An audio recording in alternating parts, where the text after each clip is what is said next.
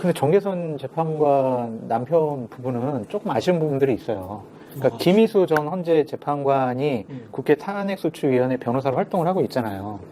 그러면 저런 논란을 벗어나기 위해서 조금 뭐 그냥 공익센터 그냥 탈퇴를 하거나 뭐 오해받을 일 왜 그걸 탈퇴? 오해받으니까 이렇게 공격받으니까 그냥 아니 하나라도 공격하는 놈들이 잘못된 거지. 봐봐 이렇게 잘못됐는데 이런 거하고 똑같아요. 딕 체니 그 미국 부통령이 얼마나 보수적인 사람입니까? 네. 딸이 트랜스젠더였잖아. 네. 어? 레즈비언인가 뭐 그랬을 거예요. 근데 따로따로 가는 거예요. 인생이라는 게 각자 성인이야. 따로따로 가는 거야. 그게 자유민주주의의 기본은 개인주의거든. 근데 우리나라 사람들은 무슨 영고주의나 무슨 연줄이나 무슨 유교주의 그것도 과거의 그 아주 퇴행적인 진짜 옛날 선비정신도 아니야. 에? 과거의 그 퇴행적인 이상한 그 출신주의가 강하게 작동을 하면서 서구적인 개인주의에 근거한 자유민주주의 국가관을 가지고 있지를 않아. 그러면서 마치 그게 무슨 국가관인 것처럼 이야기를 해. 정상적인 국가관인 것처럼 이야기를 해. 그게 꼴통주의지 무슨 뭐 꼴통 연구주의지 그게 뭐예요, 그게? 근데 그건 그렇게 저는 생각이 좀 다른 게 뭐냐면 아니 그럼 가족들이 경영을 해. 왜냐면 아니 그럼 가족들이 다 그렇게 이재용처럼 경영을 하는 게 정상적이라고 이야기를 하란 말이야. 이사가 뭐 이렇게 있어. 근데 다 경기고 서울법대야. 에? 다 경기고 서울법대면 다 같은 소리만 내야 되겠네?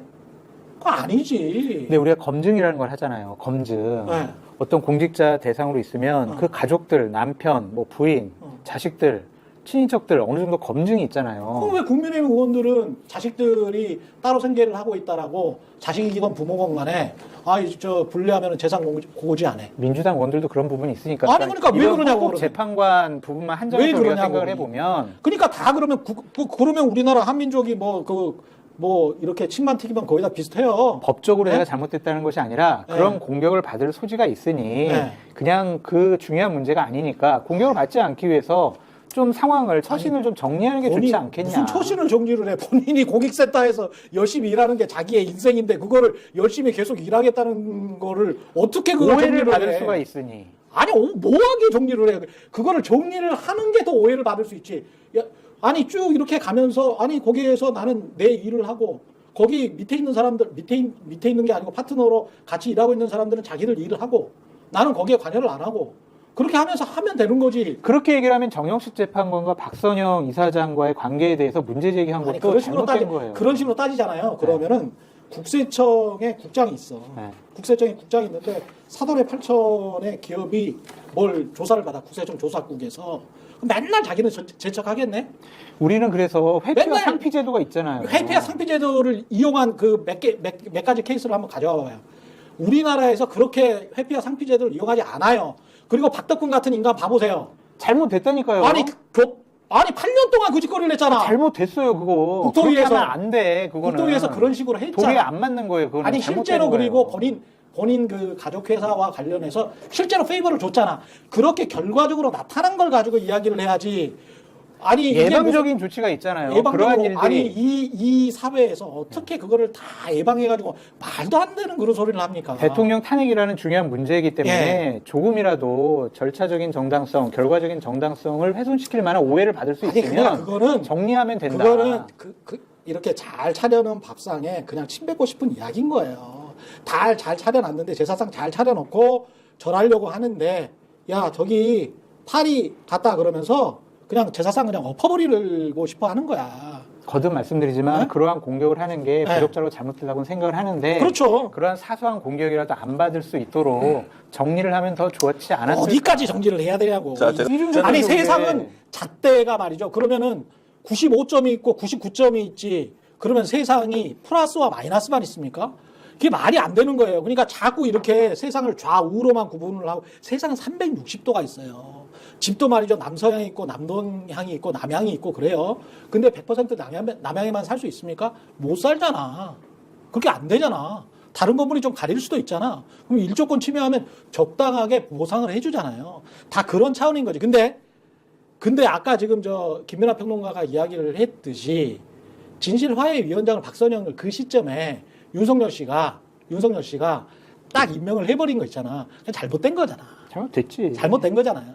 그것 때문에 결과적으로 정영식이가 어떤 재판을 할 것이다라고 아주 무리하게 확정적으로 말하는 것도 잘못됐다라고 내가 이야기했잖아.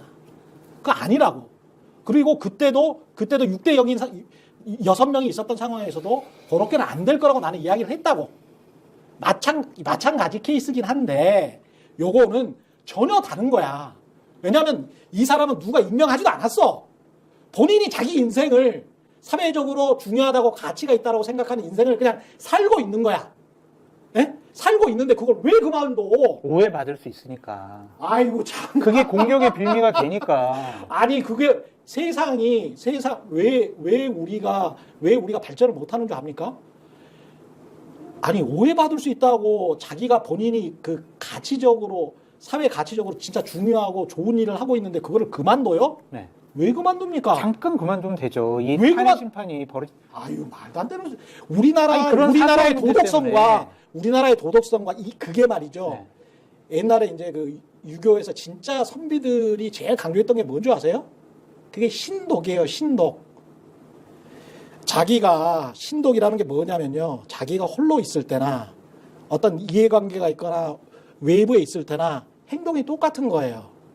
이거는 쉽게 말해서 정계선 재판관한테 대한 어떤 모독적인 성격도 굉장히 강한 건데 이런 식으로 계속 말하면 왜냐하면 정계선 재판관은 이 사람이 누구건 간에 누구건 간에 그리고 그 사람이 자기 남편이 무슨 행동을 하건 뭐 어떤 사회에서 무슨 행동을 하건 간에 그것과 영향받지 않고 선비라면 보통의 판사들은 본인들 선비라고 생각하거든요.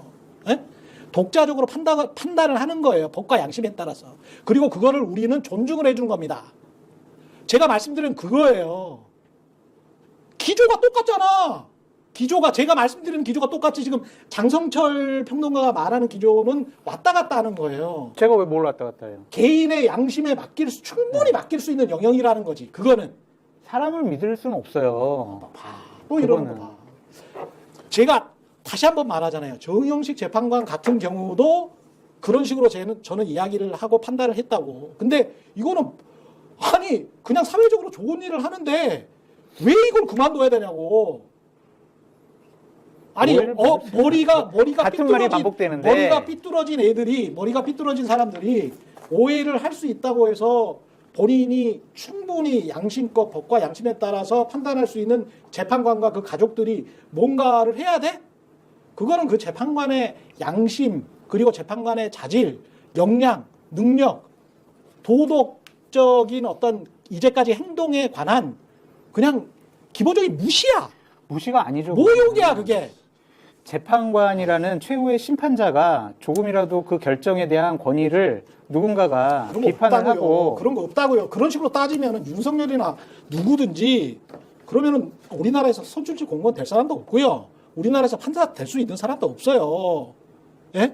그럼 왜 미국에서는 그러면은 저 판사들을 다 선출직으로 합니까?